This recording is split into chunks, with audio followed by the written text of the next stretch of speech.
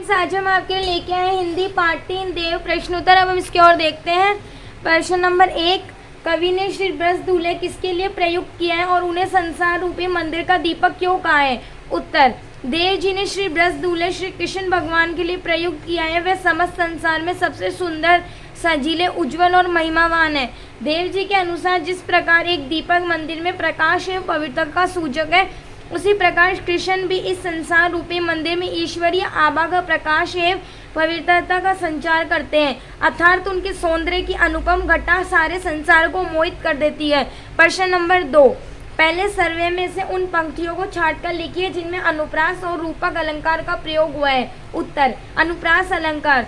पहला, कटी कीकनी के धुनि की मथुराई में के वर्ण की एक से अधिक बार आवृत्ति हुई है, इसलिए यहाँ अनुप्रास अलंकार है। दूसरा, सावरे अंग लसे पटपीत हिये हुल से जनमाल सुआई, इस पंक्ति में पै व है वर्ण की एक से अधिक बार आवृत्ति हुई है, इसलिए यहाँ अनुप्रास अलंकार है। दूसरा, रूपक अलंकार। पहला, मंद हसी मुख चंद्र जुनाही, इस पंक्ति में श्री कृष्ण की मुख की समानता चंद्रमा से की गई है। उपमेय में उपमान का अभेद आरोप किया गया है, इसलिए यहाँ रूपक अलंकार है। दूसरा, जय जग मंदिर दीपक सुंदर, इस पंक्ति में संसार की समानता मंदिर से की गई है, इसके कारण उपमेय में उपमान का अभेद आरोप है, इसलिए यहाँ रूपक अलंकार है। प्रश्न नंबर 3, निम्नलिखित पंक्तियों को काव्य सौंदर्य स्पष्ट कीजिए। पायनी नुपुर मंजू बजे कटी कीकनी के धुनि की मथुराई, सावरे अंग लसे पटपीत हिये हुल से बनमाल सुआई। उत्तर, प्रस्तुत पंक्तियां कवि देव द्वारा रचित सर्व्या से ली गई है। इसमें देव द्वारा श्री कृष्ण के सौंदर्य का बखान किया गया है। कृष्ण के अंगों एवं आभूषणों की सुंदरता का भावपूर्ण चित्रण हुआ है। देव जी कहते हैं, श्री कृष्ण के पैरों में पायल और कमर में तगड़ी जैसे किकड़ी युक्त आभूषण है। इनके मधुर ध्वनि उत्पन्न करने से कृष्ण की चाल मानो संगीतमक हो गई है। श्री कृष्ण के सांवले सलोने शरीर पर पीताम्बर सुशोभित हो रहा है और उनके गले में पड़ी हुई बनमाला बहुत ही सुंदर जान पड़ती है। अर्थात श्री कृष्ण पीताम्बर और गले में बनमाला धारण कर आदित्य लग रहे हैं। पायनी नुपुर मजू बर्जे में अनुप्रासिकता है, इसका नाद सौंदर्य दर्शनीय है। उक्त पंक्तियों में कटी कीकनी पटपीत हिये हुलसे में कै पै है वर्ण की एक से अधिक बार आवृत्ति के कारण अनुप्रास की अधिकता मिलती है।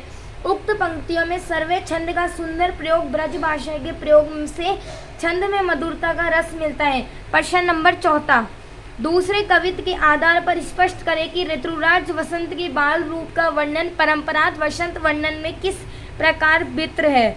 उत्तर, पहला, दूसरे कवियों द्वारा ऋतुराज वसंत को कामदेव मानने की परंपरा रही है, परंतु देवदत्त जी ने ऋतुराज वसंत को कामदेव का पुत्र मानकर एक बालक राजकुमार के रूप में चित्रित किया है। दूसरा, दूसरे कवियों ने जहां वसंत के मादक रूप को सराहा है और समस्त प्रकृति को कामदेव की मादकता से प्रभावित दिखाया है, इसके विपरीत देवदत्त जी ने इसे एक बालक के रूप में चित्रित कर परंपरा रीति से वित्र प्रकृति को उसके लिए आसक्त दिखाया है। प्रश्न नंबर 5, प्रति ही जगावत गुलाब चटकारी दे, इस पंक्ति का भाव स्पष्ट कीजिए। उत्तर, प्रस्तुत पंक्तियां देवदत्त द्विवेदी द्वारा रचित सर्वे से ली गई है। इसमें वसंत रूपी बालक का प्रकृति के माध्यम से लालन पालन करते दर्शाया गया है। इस पंक्ति के द्वारा कवि ने वसंत ऋतु की सुबह के प्राकृतिक सौंदर्य का वर्णन किया है। वसंत ऋतु को राजा कामदेव का पुत्र बताया गया है। वसंत रूपी बालक पेड़ की ढाल रूपी पालने में सोया हुआ है। प्रातःकाल सुबह होने पर उसे गुलाब का फूल चुटकी बजाकर जगा रहा है। तात्पर्य ये है कि वसंत में प्रातः ही चारों ओर गुलाब खिल जाते हैं। प्रश्न नंबर 6, चांदनी रात की सुंदरता को कवि ने किन किन रूपों में देखा है?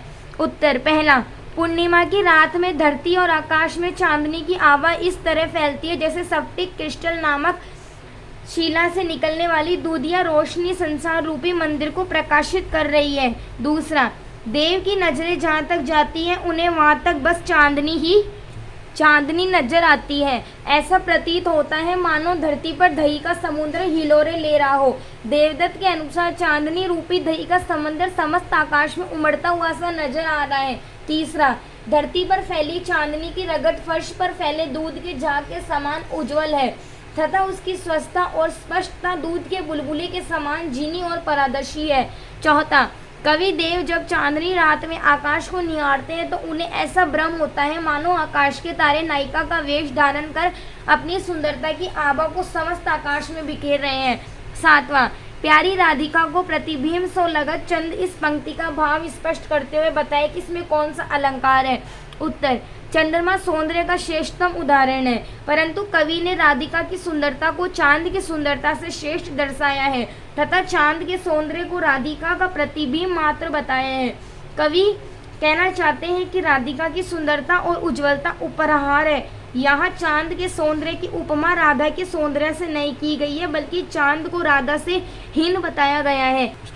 यहाँ व्यक्तिरेव अलंकार है, उपमा अलंकार नहीं है। 8वां, तीसरे कवित्व के आधार पर बताइए कि कवि ने चांदनी रात की उज्ज्वलता का वर्णन करने के लिए किन किन उपमानों का प्रयोग किया है। उत्तर, कवि ने चांदनी रात की उज्ज्वलता का वर्णन करने के लिए स्फटिक शिला से बने मंदिर का, दही के समुद्र का, दूध जैसे झाग, मोतियों की चमक का और दर्पण की स्वस्थता आदि उपमानों का प्रयोग कर कवित्व की सुंदरता से 4 चांद लगा दिए हैं। 9वां, पठित कविताओं के आधार पर कवि देव की काव्यगत विशेषताएं बताइए। उत्तर, पहला, देवदत्त ब्रज भाषा के सिद्धस्थ कवि है। दूसरा, कवि देव सर्व्य छंद का प्रयोग है। तीसरा, भाषा कोमलता व माधुर्य गुण से ओतप्रोत है। चौथा, देवदत्त ने प्रकृति चित्रण को विशेष महत्व दिया है। Thank you students.